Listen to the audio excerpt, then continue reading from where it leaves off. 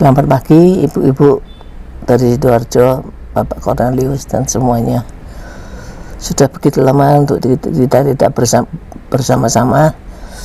Maafkan kalau hari ini pun kami masih belum bisa hadir di tempat ini, karena kita tahu keadaannya yang seperti itu, sehingga dilarang oleh keluarga saya untuk tampil ke depan, keluar dari rumah, karena kondisi yang seperti ini dan kondisi saya yang makin menua. Kesehatannya sekarang sudah 74 tahun loh ya. Dan tidak berapa lama bicaranya jadi agak tidak lancar karena penyakit saya kena stroke kira-kira 2 bulan yang lalu.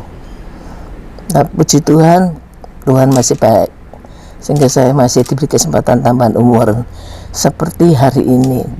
Berkali-kali dalam seluruh kehidupan saya tidak ada pertolongan dari Tuhan. Karena itu saya mengajarkan pada Anda sekalian untuk benar-benar ya menaruhkan Tuhan menjadi satu-satunya Allah dan juru selamat pribadi.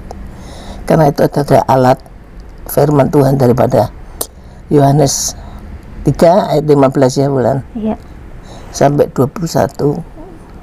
Tolong Anda perhatikan semua keperluan sesungguhnya yang Anda semua harus miliki di akhir-akhir zaman seperti sekarang, dengan kondisi yang tidak menjadi lebih baik. Karena itu bagaimana kita bisa mengatur kehidupan kita ini supaya makin hari kita makin memperkenankan, yang ini yang penting ya, memperkenankan hati Bapak yang di surga itu loh. Karena sering kali kita merasa sepertinya kita ini sudah dibaptis, sudah baptis Roh Kudus dan sebagainya, tapi kenyataan dalam kehidupan sehari-hari, kalau kita menghadapi tantangan dan ujian dan pencobaan itu gagal, kecewa, begitu banyak persoalan yang timbul sehingga kita menjadi stres. Dan kita kalau mengetahui laporan-laporan dari para dokter psikolog dan lain-lain di rumah sakit itu, berapa banyak orang yang sudah stres berat sampai akhirnya jadi yang banyak yang bunuh diri dan lain-lain. Itu semua akibat daripada pengenalan kita kepada Tuhan Yesus kita tuh masih pas gitu loh, masih kurang pas. Jadi saat ini yang penting adalah saya cuma ambil satu ayat saja, yaitu dari, kalau tidak salah ayatnya itu Yohanes 3 ayat 15 ya, tentang Nikodemus. Tolong Wulan bacakan ayatnya itu. Baik, saya bacakan ya Bu. Yohanes 3 mulai dari ayat 1. Percakapan dengan Nikodemus. Adalah seorang Farisi yang bernama Nikodemus, seorang pemimpin agama Yahudi. Ia datang pada waktu malam kepada Yesus dan berkata, "Rabi, kami tahu bahwa engkau datang sebagai guru yang diutus Allah, sebab tidak ada seorang pun yang dapat mengadakan tanda-tanda yang engkau adakan itu, jika Allah tidak menyertainya." Yesus menjawab katanya, "Aku berkata kepadamu, sesungguhnya jika seorang tidak dilahirkan kembali, ia tidak dapat melihat kerajaan Allah." Sampai sini dulu ayatnya. Iya. Ya, jadi kamu harus lahir baru. Di situ nih Nikodemus malah tanya lagi, "Loh gimana orang sudah lahir dari ibunya masa dilahirkan perut lagi?" Tidak seperti itu. Nah, kita pun sebagai umat Tuhan saat ini, ya, kita sudah tahu, mungkin Anda sudah dibaptis, Anda sudah penuh Roh Kudus, Anda merasa Anda sudah sukses, sudah berhasil dengan cara itu aja. Ternyata untuk menghadapi keadaan seperti zaman sekarang tidak bisa lagi, ternyata tidak nututi. Di mana prosedurnya? Ternyata adalah lahir baru itu yang sudahkah kita semua sudah memiliki percaya dalam hati kita bahwa kita sudah dilahirkan baru. Bagaimana lahir barunya? Lahir baru adalah satu proses saja yang paling penting sebetulnya dari zaman saya masih perkenalan saya kepada Tuhan Yesus itu, yaitu kita mau sungguh-sungguh menerima Tuhan Yesus itu, kita akui, kita undang, kita masukkan kita mintai pengampunan akan segala dosa kita, karena penghasil hubungan antara Allah dengan kita itu hukumnya cuma satu, dosa. Kalau dosa itu kita tidak dibereskan, kita bagaimanapun apa yang Anda lakukan, Anda tetap akan mati. Nah, di mana letaknya di situ? Yaitu kita mau mengakui segala dosa kesalahan kita, baik itu sengaja maupun tidak sengaja. Tidak ada manusia yang tanpa dosa, tidak ada. Pasti semua pernah berbuat salah. Padahal hukumnya Allah firman mengatakan dosa kecil, dosa besar sama hukumnya maut. Nah, kalau kita tidak ngakui, bagaimana kita bisa masuk kerajaan surga? Meskipun Anda sudah dibaptis, sudah segala loh. Di sini prosedur pentingnya pengakuannya itu adalah kita mau menghadap Tuhan Yesus secara pribadi, menghadap Dia, mengundang Dia masuk sebagai satu-satunya Allah dan juru selamat pribadimu. Anda terima Dia, Anda minta ampun pada Dia segala dosa-dosamu, baik yang Anda lakukan itu sengaja maupun tidak sengaja. Akui semua itu supaya dapat mulai menerima. Kita kan Natal ya, kita kan meringati kelahiran Tuhan Yesus. Kita tahu apa tujuan Tuhan Yesus dari surga yang begitu mulia masuk turun jadi manusia yang begitu hebat, menjadi manusia yang begitu hina ini. Yang maha besar loh, pencipta langit bumi dan segala isinya itu turun pada saat Natal untuk menjadi semut gitu, menjadi serupa dengan manusia ini dengan satu tujuannya adalah untuk menjadi panutan daripada kita semua, untuk kita tidak bisa mengatakan Tuhan, engkau tidak pernah perasaan saya kok, engkau tidak pernah tahu susahnya orang. Kita tidak, sekarang ini kita tidak bisa lagi loh mengatakan itu kepada Tuhan dengan alasan Dia tidak tahu apa-apa. Salah, karena semuanya prosedur itu sudah dijalani oleh Tuhan Yesus sendiri. Karena itu, kalau saat ini kita benar-benar mau percaya, mau mengaku Dia, mengundangkan Dia masuk jadi satu-satunya Allah dan juru selamat, seperti prosedur yang sudah Dia korbankan untuk kita, udah mati sampai bangkit untuk kita tidak akan bisa menikmati kehidupan sehari-hari, menghadapi apapun persoalan yang kita hadapi. Karena itu harus di prosedur ini pun lahir baru ini harus kita kerjakan. Pada saat engkau sudah menerima Dia menjadi satu-satunya Allah dan juru selamat pribadimu, hanya pada saat itu engkau akan diselamatkan. Dan pada saat kau menerima Dia dan diselamatkan itu, apa yang Anda peroleh? Nomor satu, kita bisa menjadi anak Allah.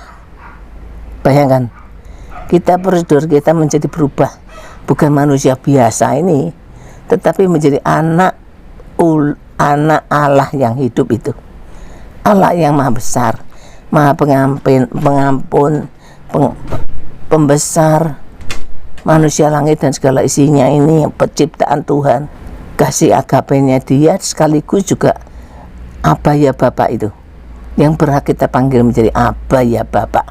Coba bayangkan dah, Anda dikenal sama jenderal siapa aja, udah bangganya dipotret di rumahnya itu semua ya.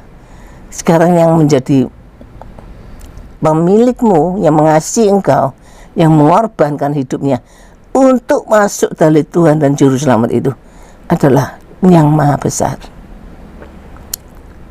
Ada roh lain di dalam dunia ini yang bisa lebih mengalahkan Allah daripada roh Allah ini? Enggak ada. Dan kita tahu sekali sekarang ini begitu banyaknya manusia-manusia yang mencari kesalahan-kesalahan dengan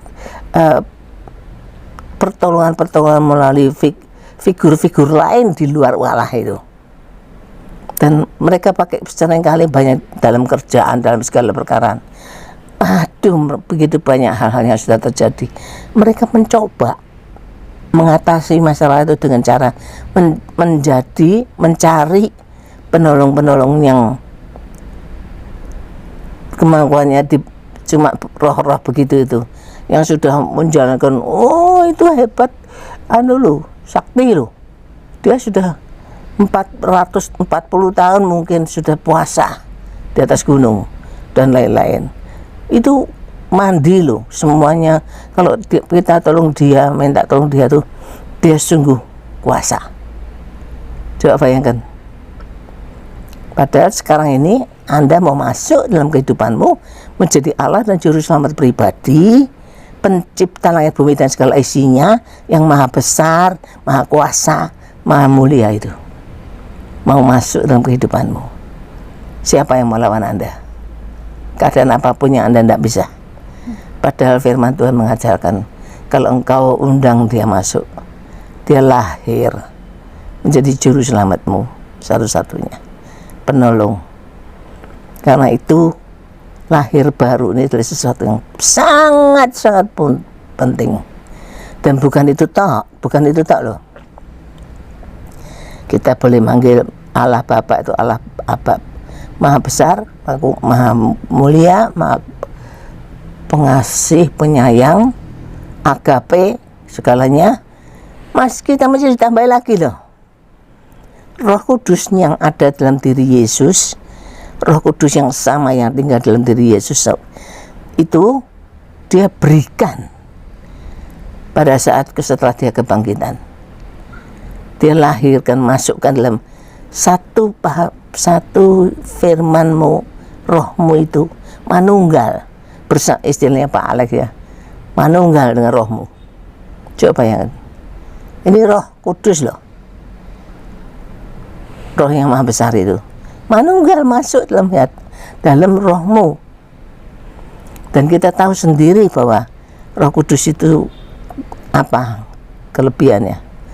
9 karunia roh. Apapun yang Anda butuhkan dalam dunia ini, dalam bentuk pelayanan, dalam kehidupan sehari-hari, Anda baca sendiri dari Korintus ya, 9 karunia roh itu Anda boleh minta, boleh menikmati itu semua, akan menjadi kelengkapanmu. Hikmat, akal budi dan segala sesuatu itu diberikan kepada kita semua. Sampai yang terakhir adalah penguasaan diri. Coba bayangkan. Dan penguasaan diri yang terakhir itu terakhir tetapi sesungguhnya terpenting. Karena saat ini kalau kita hidup dalam negara yang seperti sekarang, di mana kita merasa memiliki segala harta kekayaan dan segala kehebatan ini dan itu, kalau tidak ada penguasaan diri, sekaya apapun Anda, dalam sekejap bisa habis. Bisa dicuri, diambil orang, dan lain-lain. Habis dengan prinsip-prinsip ekonomi saat-saat ini yang pakai segala macam panggilan-panggilan iming-imingan, bunga-bunga dan lain-lain yang tinggi. Kamu nanti kalau kamu setorkan ke saya, nanti kamu dapat hadiahnya besar. Oh, begitu tidak ada penguasaan diri, habis. Sekali lagi begitu banyak kekurangan di dunia ini yang kalau kita tidak lengkapi dengan kuasa Roh Kudus, tidak ada dengan Tuhan Yesus menjadi penolong kita, bagaimana katamu? Belum itu lagi soal kesehatan, apalagi zaman seperti sekarang ini, sampai sekarang virusnya belum keluar terus, antibodinya ya, belum sampai sekarang belum bisa dikeluarkan karena syaratnya begitu banyaknya, luar biasa. Kita dijanjikan nanti Januari atau kapan nanti dikeluarkan itu, dan itu pun prosedurnya tidak mudah, tidak gampang, karena segala sesuatu ada yang dibutuhkan untuk dingin dan lain-lain. Padahal kita di Indonesia ini berapa ribu pulau, bagaimana kita menghadapi itu semua? Hanya satu juru selamat kita, satu-satunya harapan kita. Karena itu benar-benar lahir baru ini perlu nomor satu. Lalu kita harus bagikan itu juga untuk sesama kita yang membutuhkan.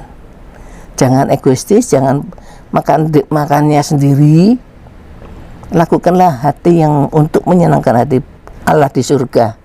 Karena yang sudah memberkati kita, semua diberi kecil, akan diberikan perkara yang lebih besar lagi kalau kita mau setia menjadi pelaku Tuhan, menjadi membagi berkat bagi setiap siapapun yang membutuh pertolongan itu. Berpuluh tahun saya bekerja dengan pegawai begitu banyak, sampai satu terakhir ini akhir-akhir ini Tuhan mengingatkan saya, kamu egoistis, kamu enak kamu sendiri, karena berkat ilahimu itu semua adalah anugerahku. Tuhan katakan, engkau harus tahu juga bagikan itu pada orang yang lain, supaya orang lain juga bisa menikmati kalau ketaraan yang sama yang kamu peroleh. Kalau dalam keadaan apapun mereka punya Tuhan Yesus Juru Selamat, mereka kan akan juga diberkati oleh Tuhan dengan kelengkapan seperti tadi itu. Keselamatan nomor satu adalah karunia roh dan lain-lain itu. Roh Kudus bisa manunggal dengan kita. Bagikan pada orang lain. Dan pada saat terakhir itu, dulunya kan takut membicarakan terutama pada orang yang mempunyai iman yang lain. Saya dulu puluhan tahun tidak berani loh, tapi detik yang terakhir itu saya wis terus terang aja, kamu mau enggak terima Tuhan Yesus Juru Selamat gitu. Karena dalam kerjaan saya ini kebetulan sangkut pautnya dengan COVID itu luar biasa gitu. Karena orang meninggal itu kan banyak toh ya, dan jujur banyak yang enggak jujur kalau di mereka itu COVID. Kalau COVID itu langsung diambil alih oleh Komda tuh, kuburannya segala macam kita enggak bisa juali. Saya enggak bisa juali loh. Semua di tangan ambil alih oleh Komda. Bayangkan. Nah, waktu mereka melayani di sana, mandikan jenazah dan lain-lain, risikonya kan besar sekali loh. Karena itu perkenalan itu saya terangkan, ayo cepat minta Tuhan Yesus Juru Selamat. Lalu saya buatkan urapan sederhana ya, saya bagikan semua yang mau tak kasih urapan. Minta supaya urapan Kristus ini terjadi dalam hidupmu, dijauhkan kamu dari segala yang jahat itu. Karena siapa yang tahu orang ini punya virus panda tuh, tidak ada yang tahu. Itu sesuatu yang tidak bisa dilihat kok, tidak bisa dilihat mata. Pada risikonya kita semua mengerti dalam cerita sehari-hari di TV, di mana-mana kita tahu risikonya. Kesakitannya begitu rupa loh. Ya toh, kita semua sudah mengerti itu. Jadi kadang-kadang heran kok ada orang yang disuruh pakai masker aja susahnya untuk menjalankan itu semua yang sederhana gitu aja, bulat terus.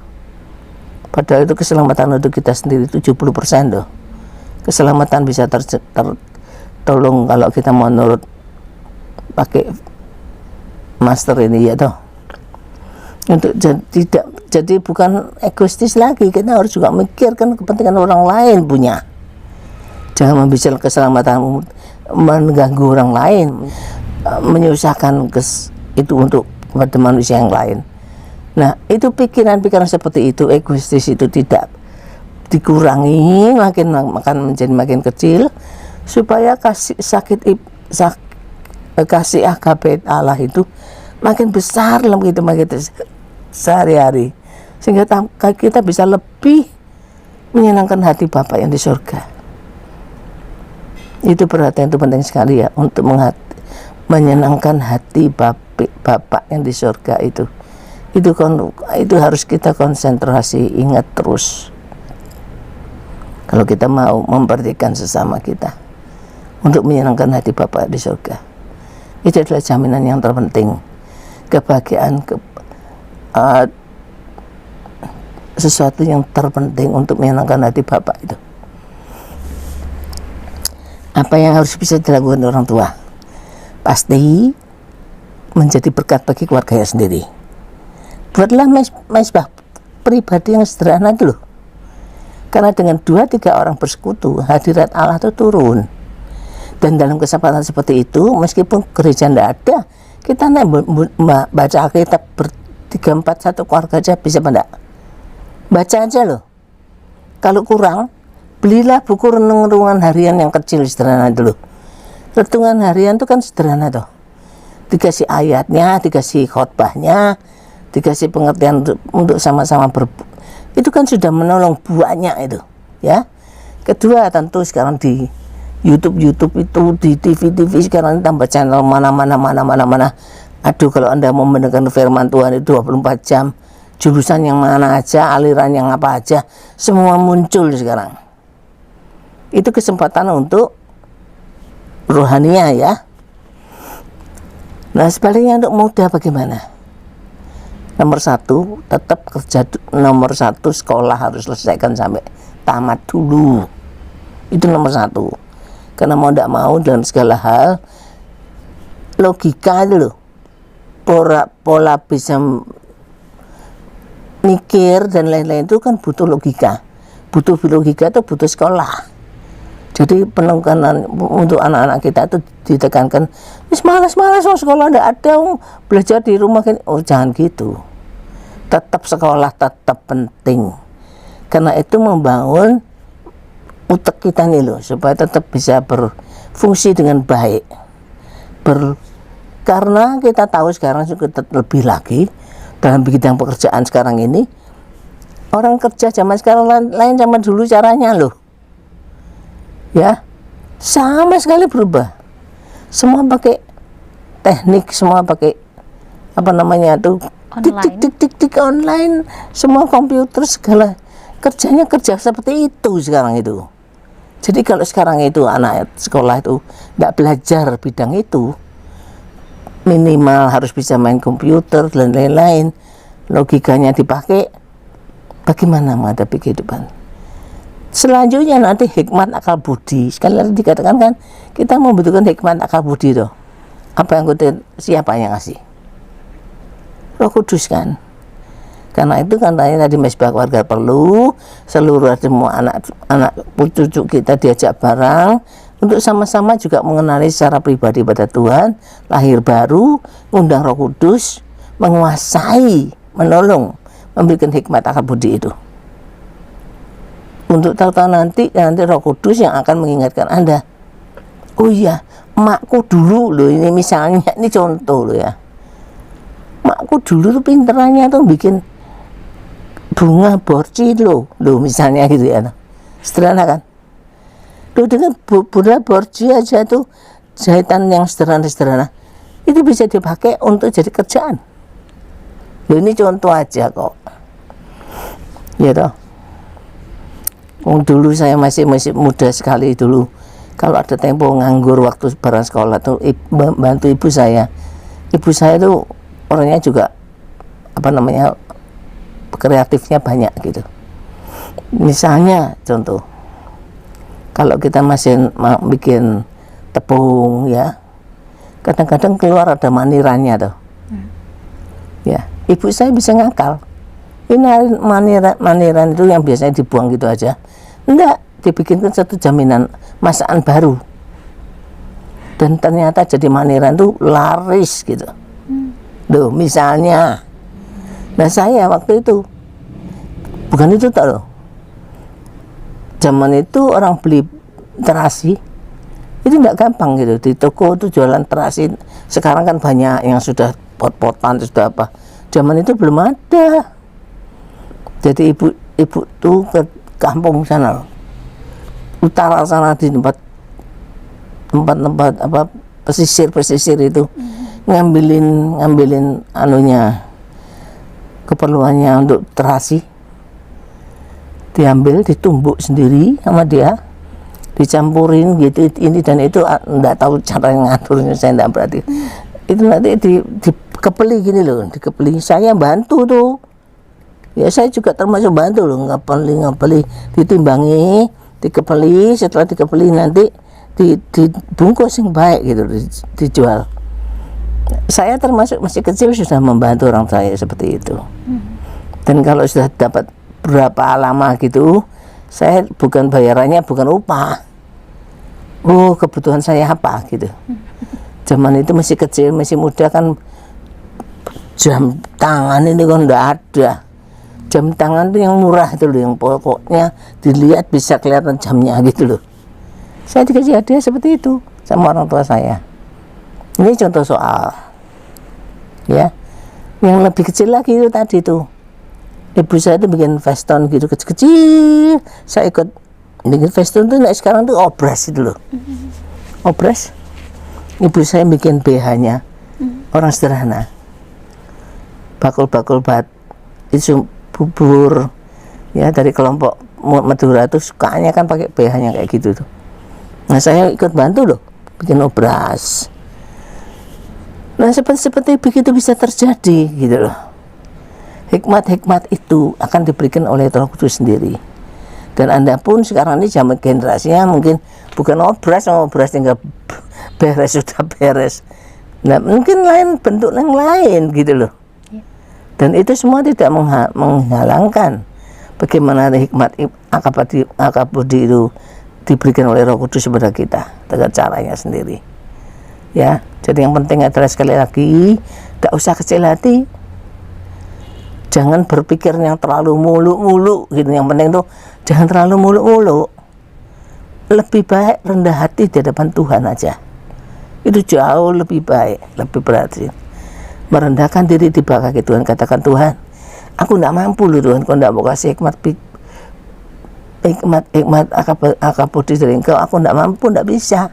Seperti ini hari aja loh. Saya sudah berapa lama tidak siaran? Lama istirahat, tidak pernah baca firman. Lupa semua. Apalagi kena stroke itu kapan ini. Lupa semua. Semalam saya cuma doa, Tuhan, kalau Engkau yang bikin hikmat akabudi, memberikan tuntunan pada saya tidak mampu loh Tuhan. Ya, sampai sekarang masih bisa berkata-kata ini. Paling tidak tahu seberapa menit atau berapa. Ini semua karena pertolongan Tuhan loh, bukan karena kuat dan gagah saya. Semua sekali lagi, kalau kita melekat pada Tuhan, jadi betul-betul menaruhkan Tuhan Yesus satu-satunya Allah dan Juru Selamat pribadimu, mengundang Dia selalu, mengatur sertakan, dan jangan lupa pasti pikiran Tuhan itu kita harus baca firman, ya toh. Karena firman itu segala pengajaran apapun yang Tuhan ingin kita kerjakan itu kan semua dari Alkitab toh. Kalau Alkitab tidak pernah kita baca, bagaimana kita tahu siapa Tuhan kita itu siapa, Dia mau apa yang Dia suka, apa yang Dia tidak suka, dari mana taunya? Hanya Alkitab. Karena itu selain juga firman roh, selanjutnya lain-lain nanti urusan Tuhan sendiri yang melengkapi kita, seperti itu. Mungkin kesimpulannya Bu, jadi pesan Natal ya, jadi pesan Natal untuk jemaat itu seperti apa? Nomor 1, lahir baru. Ya, lahir baru, bener-bener lahir baru loh. Bukan cuma saya sudah dibaptis, saya sudah penuh roh loh gitu loh. Tapi kesadaran mengundang Kristus secara pribadi dalam kehidupanmu, mengundang Dia masuk benar-benar sungguh-sungguh jadi lahir baru, seperti tadi ayatnya tentang Nikodemus ya. Iya. Yohanes 3. Nikodemus. Itu renungkan, bacakan yang betul, supaya benar-benar hidupmu diperbaiki dalam masa Natal yang baru ini. Supaya apa yang sudah Tuhan kerjakan sampai Dia lahir, sampai Dia mati, dan sudah membayar harga dengan luar biasa loh. Kita tahu kalau kita mau pelajari lebih lanjut, kita tahu sebelum masa penyaliban, penderitaan apa yang sudah Tuhan Yesus lalui. Sampai yang terakhir Dia sendiri, Dia itu manusia biasa, Dia manusia tapi Tuhan kan. Jadi Dia juga sakit loh, Dia juga susah loh, Dia juga nangis loh. Sampai mau mendekati masa-masa itu Dia mengatakan, tidak kuat aku di Taman Getsemani. Cari temannya itu siapa? Tiga siapa nama itu? Pak Petrus, Paulus, Petrus, Yohanes, Yakobus toh. yang diajak doa itu loh di Taman Getsemani, kan dia sendiri loh, ini loh Tuhan Yesus sendiri memberi contoh. Kita tidak bisa hidup sendiri loh, kita juga membutuhkan sesamanya loh. Dalam keadaan apapun Anda tetap membutuhkan teman segerejamu, saudara-saudara seimanmu, hamba-hambamu. Dalam keadaan apapun undang mereka bersama-sama. Kalau Anda sendiri, Tuhan Yesus sendiri tidak pernah sendiri kok. Sampai dia waktu minta dikonconi, ditemenin oleh tiga disabelnya itu. Loh, kamu ini tak suruh ngonconi aku kok dadak kamu tambah ketiduran. Ya toh? Loh, aku ini corona konconono, aku ini tidak kuat, tak susah. Loh, sebentar lagi diinceng, tidur lagi. Loh, dibangunin lagi. Aku ini butuh. Tuhan Yesus sendiri butuh loh. Sampai ketiga kali dia bilang, aduh sudah. Memang manusia memang tidak kuat, gitu. Rendah. Dia bisa menerima loh, menerima muridnya apa adanya loh. Sudah percuma tewas itu yang menghapus, yang menjemput aku sudah sampai. Dan akhirnya muridnya yang lain itu yang menjual dia itu baru geragapan Petrusnya mau ngambil peso, lalu mutus telinga prajurit perwira itu. Akhirnya Tuhan Yesus sendiri yang nyembuhkan lagi. Tuhan Yesus sudah mengalami semuanya loh. Apapun yang Anda pikirkan, Anda jangan salah. Tuhan Yesus sudah melalui semua itu. Dan dia sudah menang sampai mati. Karena itu jangan pernah putus asa, pengharapan dan lain-lain. Karena contoh kita itu panutan kita itu Tuhan Yesus Kristus sudah melakukan semuanya itu dan menang. Jadi jangan pernah Anda di hari Natal ini melupakan siapa juru selamatmu, apa yang sudah dilakukan dalam hidup kita, apa yang dia sudah beri contoh untuk kita semua. Yang penting adalah mengundang dia, mengakui dosa kita harus diampuni, minta diakui loh ya. Kalau ada lupa nih, ya minta Roh Kudus toh, supaya kita bisa diingatkan kembali kesalahan kita apa, supaya kita bisa minta ampun, supaya kembali lagi kita bisa dipulihkan oleh Tuhan. Seperti itu.